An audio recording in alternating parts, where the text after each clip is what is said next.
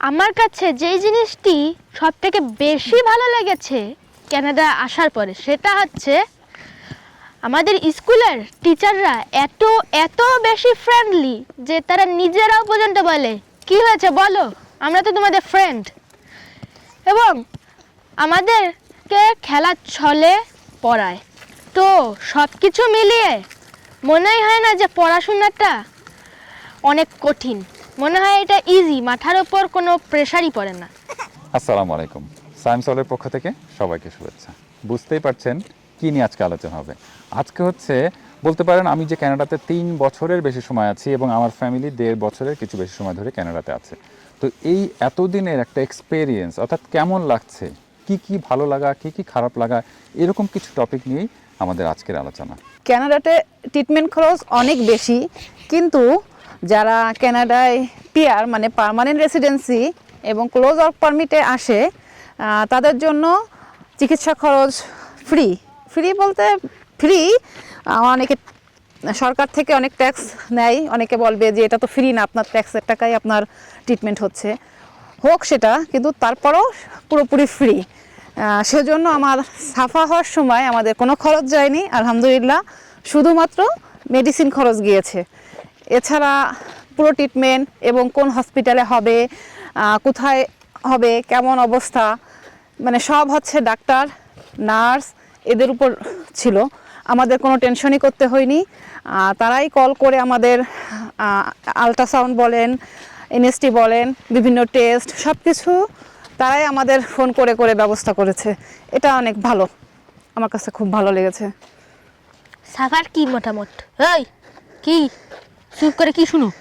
আমার বউ যেহেতু ট্রিটমেন্টের কথা বলেই ফেললো, তো এই বিষয়ে আমি একটা গুরুত্বপূর্ণ তথ্য দিতে চাই। সেটা হচ্ছে এইখানে আল্লাহ না করুক যদি বড় রকমের কোনো আপনার অসুখ হয়ে থাকে, সেটার জন্য আপনাকে যদি হসপিটালাইজড হতে হয়, অর্থাৎ হসপিটালে ভর্তি হতে হয়, তাহলে কিন্তু ভর্তি হওয়ার পর থেকে রিলিজ হওয়ার আগ পর্যন্ত 100% খরচ সরকারের। তার থেকে বড় যে জিনিসটা আমি যেটাকে বেশি প্রায়োরিটি দিই সেটা হচ্ছে এই যে আপনি হসপিটালাইজড হয়ে গেলেন না, এরপরে কোন ডাক্তার দেখবে, আপনাকে কোন হসপিটালে নিতে হবে না কোন সিটিতে ট্রান্সফার করতে হবে, এই বিষয়ে কোনো ডিসিশন আপনার থেকে তারা নেবে না। তারাই প্রয়োজনীয় স্টেপ নেবে এবং তারাই মিটিং করবে কোথায় আপনাকে ট্রিটমেন্টে পাঠাবে। যেমন আমি একটা রিসেন্ট এক্সাম্পল বলি, কয়েক মাস আগে অর্থাৎ গত বছরের সেপ্টেম্বরে সম্ভবত, অর্থাৎ 2025-এর সেপ্টেম্বরের দিকে আমার আম্মা কানাডাতে হার্ট অ্যাটাক করে। তো পেইন হয়, আম্মাকে হসপিটালে নিয়ে যাওয়া হয়। নিয়ে যাওয়ার পরে ওরা ফিল করে যে না, এই পেশেন্টকে বাসায় যেতে দেওয়া যাবে না, হসপিটালেই রাখতে হবে। ইনস্ট্যান্টলি কিন্তু তারা ভর্তি করে ফেললো। এবং আম্মা যে শহরে ওই সময় ছিল, মানে আমার বড় ভাইয়ের বাসায় ফোর্ট ম্যাকমেরিতে, ওই শহরে এই টাইপের বড় অপারেশন হয় না। সেই জন্য তারা কী করলো, সিটিতে অর্থাৎ আলবার্টা প্রভিন্সের রাজধানী এডমন্টনের হসপিটালে যোগাযোগ করে সেখানে ইনস্ট্যান্টলি তারা অ্যাপয়েন্টমেন্ট নিল এবং 2 দিনের মধ্যে ওই সিটির থেকে প্লেনে করে অর্থাৎ এয়ার অ্যাম্বুলেন্সে করে আম্মাকে এডমন্টনে ট্রান্সফার করা হলো। ওইখান থেকে মাত্র 5 ঘন্টা কিন্তু ড্রাইভ, গাড়িতে করে পাঠালে কিন্তু 5 ঘন্টা চলে আসতে পারে, কিন্তু না, তারা কিন্তু পাঠালো এয়ার অ্যাম্বুলেন্সে করে। চিন্তা করেন এটা আমাদের দেশে কত বেশি এক্সপেন্সিভ, কিন্তু এখানে কিন্তু আমাদের একটা পয়সাও দেওয়া লাগেনি। এবং হসপিটালে আসার পরে কবে অপারেশন হবে, কী টাইপের অপারেশন হবে, কোন ডক্টর করবে, সমস্ত কিছু কিন্তু তারা অ্যারেঞ্জ করেছে। আমরা বলতে পারেন 0 টাকা ইনভেস্ট করে আম্মাকে সুস্থ করে আলহামদুলিল্লাহ বাসায় নিয়ে আসতে পেরেছি। এই যে এত সুন্দর একটা সিস্টেম, অর্থাৎ একটা মানুষের, একটা নাগরিক কেন, ইভেন আপনি ওয়ার্ক পারমিটে থাকলেও আপনি কিন্তু এই বেনিফিটটা পাবেন। তো এত সুন্দর একটা সরকারের রেসপন্সিবিলিটি, যেটা আমাকে সত্যিকার অর্থেই মুগ্ধ করে আলহামদুলিল্লাহ। কানাডাতে আরেকটা জিনিস হচ্ছে, কানাডাতে যেমন অনেক ভালো দিক আছে তেমন অনেক খারাপ দিকও আছে।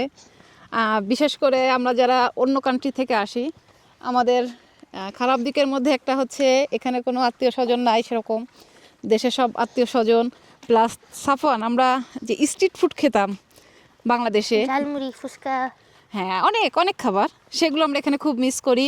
আমরা থাকি কানাডা আলবার্টা প্রভিন্সে, এখানে ওগুলো নাই। অনেক প্রভিন্স হয়তো আছে, যেমন টরন্টোতে আছে, শুনেছি অনেকের কাছে, কিন্তু এখানে নাই। আমরা এগুলো খুব মিস করি। আমরা দেশে আর সাথে আমাদের আত্মীয় স্বজন সবাইকেই খুব মিস করি।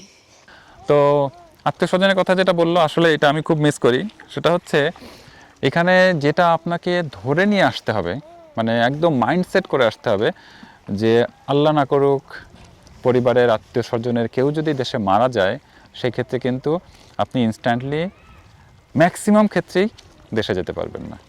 হ্যাঁ, যাদের আর্থিক অবস্থা খুব ভালো, যারা ভালো চাকরি করে, তারা হয়তো চাইলেই যেতে পারে, কিন্তু অধিকাংশ মানুষের ক্ষেত্রেই আসলে এই জিনিসটা সম্ভব হয় না। অর্থাৎ ফোনে শুনেই কিন্তু কান্নাকাটি করে বা একটু দুঃখ প্রকাশ করেই কিন্তু জিনিসটাকে কমপ্লিট করে দিতে হয়, দায়িত্ব শেষ করে দিতে হয়। আসলে মনটা মানে না, কিন্তু আসলে করতে হয়, বাধ্য হতে হয়। কেন, আমি একটা এক্সাম্পল বলি। আমরা এই যে আমার ফ্যামিলিতে আমরা 4 জন, এই 4 জনই যদি আমরা দেশে যেতে চাই, আমাদেরকে 10 লাখের বেশি টাকা দিয়ে টিকিট করতে হবে, রিটার্ন টিকিট। চিন্তা করেন, 4 জনের জন্য আমার 10 লাখ টাকার বেশি চলে যাচ্ছে প্লেন ফেয়ারে। এইবার বাংলাদেশে গেলে কি হবে? আমার কি কিছু আপনাদের জন্য কিনে নিয়ে যেতে ইচ্ছা করবে না? আমার ফ্যামিলির মেম্বার, আত্মীয় স্বজন, তাদের জন্য কিছু কিনে নিয়ে যেতে ইচ্ছা করবে না? কিভাবে কিনবো? 10 লাখ টাকা তো এখানেই শেষ। আবার দেশে যে যাব, দেশে যাওয়ার পরে যে আমার যাবতীয় খরচ, সেটা আমার আত্মীয় স্বজন কিন্তু আমার কাছে অনেক বেশি এক্সপেক্ট করবে। হ্যাঁ, সাইম তো ক্যানাডাতে থাকে। তো এইটা আসলে ম্যাচ করানো খুব কঠিন হয়ে যায়। তো দেখা যাচ্ছে আপনাকে এই টাইপের মাইন্ডসেট করে আসতেই হয় যে আমার যত রকমের বড় খবরই হোক না কেন, দেশের খারাপ খবর, আমাকে হয়তোবা মন খারাপ করে হলেও এই ক্যানাডাতে চুপ করে বসে থাকতে হবে। আর যারা যেতে পারবেন, আলহামদুলিল্লাহ, তারা অনেক বেশি সৌভাগ্যবান। তো আমার এইখানে রাস্তায় যখন আমি পার হতে যাই, আমার সত্যি বলতে ভয় লাগে না বললেই চলে। কিন্তু কারণ আমি যখন রাস্তায় পা দিব, প্রত্যেকটা গাড়ি থেমে যাবে, জাস্ট আমি পার হব, তারপরে ওই গাড়িগুলো চলবে। সেটা আমার পার হওয়ার সময় হোক আর না হোক, এটা পার হওয়ার জায়গা হোক বা না হোক, এটা যদি জেব্রা ক্রসিং নাও হয়, তারপরেও গাড়িগুলো থেমে যাবে। কিন্তু আমার যেটা হতো বাংলাদেশে, আমি যখন রাস্তা বেরোতে যেতাম, বিশেষ করে একা, কারোর সাথে গেলেও ভয় লাগতো, আর একা গেলে তো 100% না ভাই আমি যাইতে পারবো না, বাস মামা আপনি থামেন, আমি তারপরে যাই। আমার খুব ভয় লাগতো যে আমি কি এখন থাকতে পারবো নাকি শেষ। ক্যানাডাতে যে জিনিসটা আমার কাছে খুব বেশি ভালো লাগে, সেটা হচ্ছে এইখানে বেঁচে থাকার জন্য আপনার কোনো ক্ষমতার দরকার নেই। অর্থাৎ কোনো মামা, চাচা, আমার ভাই ব্রাদারের কোনো দরকার নেই। আপনি যদি ঠিক পথে থাকেন, অর্থাৎ আপনি যদি রাইট পথে চলেন, তাহলে আপনার পিছনে এখানে কেউ লাগবে না। আমি একটা উদাহরণ দিই যে আপনি রাইট পথে থাকলে কি হবে। এই যে আমি 3 বছরের বেশি সময় ক্যানাডাতে আছি না, এই 3 বছরে আমাকে একবারও ট্রাফিক পুলিশ, অর্থাৎ পুলিশ আমার গাড়ি কিন্তু থামায়নি। কেন থামায়নি? কারণ আমার ড্রাইভিং ভালো, অর্থাৎ আমি কেয়ারফুলি গাড়ি চালাই, রুলস মেনটেন করে চলি। তাহলে কেন পুলিশ আমাকে থামাবে? তাহলে আপনি চিন্তা করেন, 3টা বছরের মধ্যে একবারও কোনো ট্রাফিক পুলিশ আমার গাড়ি থামায়নি। এরকম প্রতিটা ক্ষেত্রে আপনি রাইট ওয়েতে থাকবেন, আপনাকে কেউ কোনোভাবে ঝামেলা করতে আসবে না। এইবার আরেকটি কথা, আমরা স্কুলে যেটা বললাম না, টিচাররা ফ্রেন্ডলি, এবার সেইখানের এর পরের লেভেলে যাই। সেটা হচ্ছে আমরা স্কুলে যে পড়াশোনা করি এবং আমরা যদি দুষ্টুমি করি, এখানে মারে না, বকে না, না বকে কিন্তু মাঝে মাঝে, খুব বেশি মিজাজ গরম হলে, কিন্তু সহজে মারে না। মারার মতো হলে তারা অফিস রুমে পাঠায় দেয়। কারণ কি জানেন, এখানে অফিস রুমে পাঠায় দেওয়া মানেই হচ্ছে সবাই বুঝতে পারলো যে এ দুষ্টুমি করেছে বা কোনো একটা খারাপ কাজ করেছে বলেই একে পাঠিয়েছে। সুতরাং ওই ছাত্র কিন্তু একটু লজ্জা পাবে। এটা করে দুষ্টুমি আমি দেখেছি অনেক কম করে বাচ্চারা, হয়তো 1-2 জন, তার বেশি সহজে থাকে না। এইবার আরেকটি কথা, স্কুলে পরিষ্কার থাকে, মানে বলার মতো না। এতে করে কি হয় জানেন, মনটা ভালো লাগে যে নোংরা জায়গা না, এখানে কেউ যদি নোংরা করেও সেটা নিজেই ম্যাক্সিমাম টাইমে ক্লিন করে। এটা আমার কাছে সব থেকে বেশি ভালো লাগে, কারণ এখানে ম্যাট থাকে। ম্যাটটা বুঝেনি নিশ্চয়ই, পুরো রুমটা জুড়েই ম্যাটে ভরা থাকে। ওই শুধুমাত্র করিডোরটা ম্যাট থাকে না, কারণ কয়েকটা বাচ্চা থাকে ইনসাইডের শু না পরে আউটসাইডের শু পরে চলে আসে। যাই হোক, মেনলি ম্যাটটা কিন্তু আমরা অনেকবার ক্লিন করেছি। এমনকি আমি এইখানে আসার পরে প্রথমবার ক্লিন করেছি স্কুলে। আমার মনে হয় ভাত পড়ে গিয়েছিল একবার, নাকি হ্যাঁ, পেন্সিল কাটারের শার্পনার থেকে ময়লা পড়ে যায়, তখন আমি ক্লিন করে উঠাই। এবং ক্লিন করার জন্য একটা জিনিসও ছিল। আর যে জিনিসটা পরিবারের জন্য খুব বেশি দরকার, সেটা কিন্তু আমি এখানে পুরোপুরি রকমের পাই, সেটা হচ্ছে সিকিউরিটি। আমি যখন আমার পুরো ফ্যামিলি নিয়ে গাড়িতে করে আমরা যখন বাইরে ঘুরতে যাই, সেখানে কিন্তু আমার কোনো প্রকার ইনসিকিউর ফিল মনে হয় না, ইনসিকিউর লাগে না নিজেকে, খুব এনজয় করি। সাপোজ আমি ফ্যামিলি নিয়ে কোনো হাইওয়েতে যাচ্ছি, এক সিটির থেকে আরেক সিটিতে যাচ্ছি, এই যে হাইওয়েতে ক্যানাডাতে যেহেতু মানুষ কম, গাড়ি ঘোড়াও কম, দেখা যাচ্ছে এমনও হয় যে 50-100 কিলোমিটার আমি চলে গেছি, হয়তোবা কোনো গাড়ির দেখা পাইনি, অর্থাৎ শুধুমাত্র আমাদের গাড়িটা। কিন্তু সেই পথে মাঝ রাতে হলেও কিন্তু কোনো টেনশন নেই, আলহামদুলিল্লাহ। এটা প্রভিন্স ভেদে হয়তো কম বেশি একটু এদিক ওদিক হতে পারে, কিন্তু আলবার্টা প্রভিন্সে যেটা দেখেছি, আলহামদুলিল্লাহ আপনি নিশ্চিন্ত মনে ড্রাইভ করতে পারেন, কোথাও ঘুরতে পারেন। এখানে আমার আরও একটা জিনিস খুব ভালো লাগে, এখানে যে যার মতো করে থাকতে পারে, কেউ কাউকে নিয়ে কোনো গসিপ করে না, সেই সময়টুকু নাই। এবং যার প্রয়োজন সে শালীনতা রক্ষা করে চলে, যার প্রয়োজন সে উগ্রভাবে চলে, মানে কেউ কারোর ব্যক্তিগত নিয়ে হস্তক্ষেপ করে না। এটা আমার কাছে আর একটা জিনিস খুব ভালো লাগে, যে আপনার সমস্যা না, আপনি যেভাবে থাকতে চান, যেভাবে চলতে চান, ভালোভাবে চাইলে ভালোভাবে থাকা যায়, চলা যায়। যে যে ধর্মে সে ধর্ম মেনেই চলতে পারে, এতে কোনো সমস্যা হয় না, কারণ কারো এত সময় নাই যে কে কাউকে নিয়ে গসিপ করবে বা কেউ কারো পিছনে লেগে থাকবে। আর সরকারি অফিসের কথা কি বলবো, সরকারি অফিসের যদি কোনো কাজ থাকে আপনার কোনো প্রকার কোনো ঝামেলা নাই। আমি একটা এক্সাম্পল বলি, মানে এতটাই ইজি যে সাপোজ একটা কাজে গেছেন, আপনি কিছু ডকুমেন্ট শো করতে হবে, আপনি হয়তো প্রিন্ট আউট করে নিয়ে যাননি, বা অরিজিনাল কপিটাও হয়তো নিতে ভুলে গেছেন, কোনো টেনশন নেই, জাস্ট মোবাইল অন করে ইমেল বা আপনার হার্ড ড্রাইভ থেকে দেখিয়ে দেবেন এইটা হচ্ছে আমার কপি, ব্যাস। খুব বেশি হলে তারা কি বলবে যে আচ্ছা কাইন্ডলি ডকুমেন্টটা আমাকে একটু ইমেল করেন, তারা ইমেল অ্যাড্রেস দেবে, ওই ইমেলে ইমেল করে দিতে হবে, হয়ে গেল। কিন্তু মানে কোনো প্রকার সত্যায়িত ইভেন প্রিন্ট আউটেরও দরকার নেই। আমি একটা এক্সাম্পল বলি, আমি গত মাসে আমার গাড়ির রেজিস্ট্রেশন পেপার রিনিউ করেছিলাম, এবং করেছিলাম একটা গ্রাম থেকে, একদমই গ্রাম, যেটাকে ভিলেজ বলে, সিটি না টাউন না, একটা গ্রাম থেকে। সেই রিনিউয়ালটা মাত্র 2 মিনিটের মধ্যে আমার গাড়ির রেজিস্ট্রেশন পেপার রিনিউ হয়ে গেল। সত্যিকার অর্থে আমি টাকাটা আমার ডেবিট কার্ড দিয়ে পেমেন্ট করলাম, করার সাথে সাথে আমাকে কাগজপত্র দিয়ে দিত। আমি বললাম যে কমপ্লিট, বলে হ্যাঁ ইউ আর ডান। আমি সত্যি তাকে অ্যাপ্রিসিয়েট করলাম যে এত তাড়াতাড়ি এত ভালো সার্ভিস কি করে সম্ভব। মূলত আমি যেটা বলতে চাচ্ছি, কুইক হোক আর না হোক, কোনো প্রকার হ্যাসেল আপনি পাবেন না, এটা হচ্ছে বড় জিনিস। একটা মজার কথা বলি, আপনারা কিন্তু হেসেন না ভাই। সেটা হচ্ছে আমার বাবার একটা গাড়ি আছে, হোন্ডা পাইলট।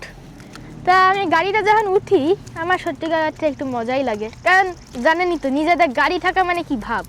বিশেষ করে বাংলাদেশে কিন্তু এই জিনিসটা বেশি চলে, এই দেশে কি আর নাই এত, কারণ এখানে কম বেশি সবারই গাড়ি থাকে।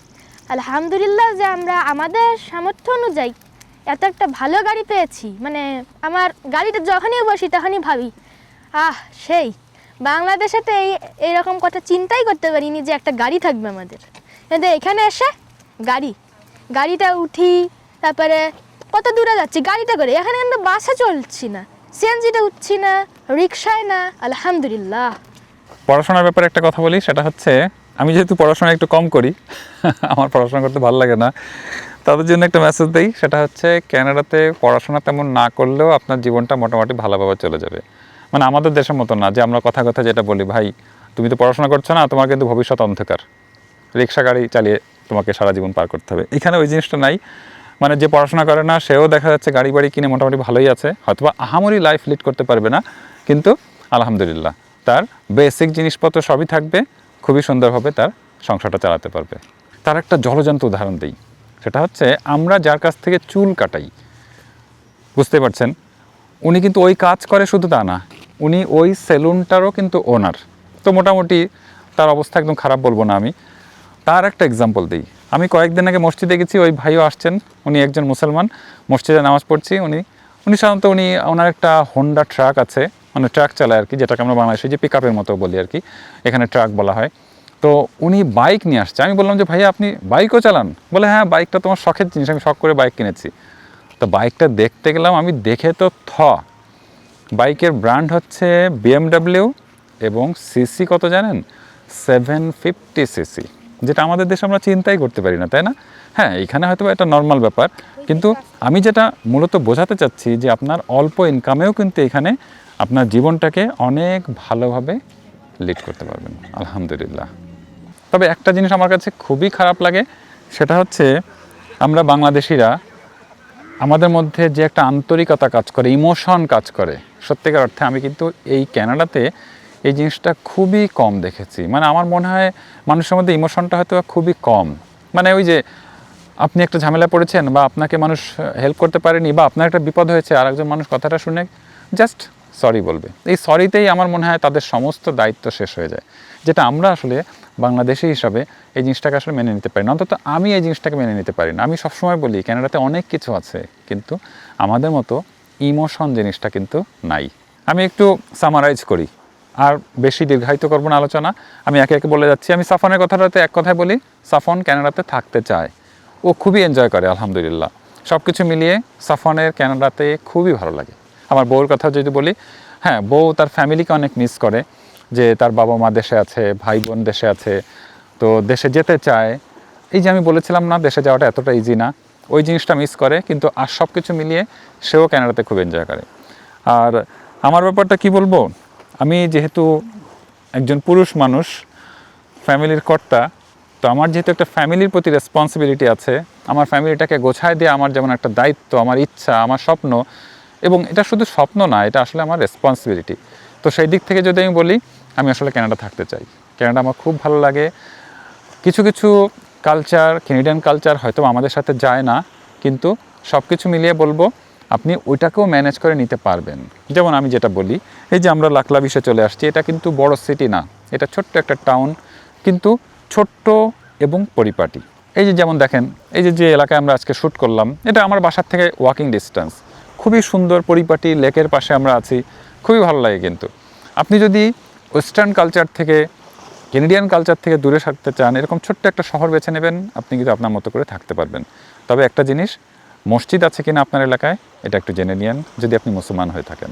যেমন আমার এই এলাকায় একটা মাত্র মসজিদ, এবং আমাদের বাসার থেকে মাত্র 1 থেকে 1.5 মিনিটের ওয়াকিং ডিস্টেন্স আলহামদুলিল্লাহ। তো এই ছিল আমাদের আজকের কন্টেন্ট মোটামুটি আলহামদুলিল্লাহ।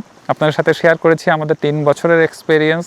আশা করি এখান থেকে আপনি অনেক ইনফরমেশন পাবেন, অনেক কিছু জানতে পারবেন, যেটা হয়তো বা আপনার কানাডা আসার প্ল্যান থাকলে আপনার ডিসিশন নিতে অনেক সোজা হবে। তো এই বলে আজকে আমি আমার ভিডিওটা এখানে শেষ করতে যাচ্ছি। আপনারা সবাই ভালো থাকবেন, আমাদের জন্য দোয়া করবেন। আসসালামু আলাইকুম।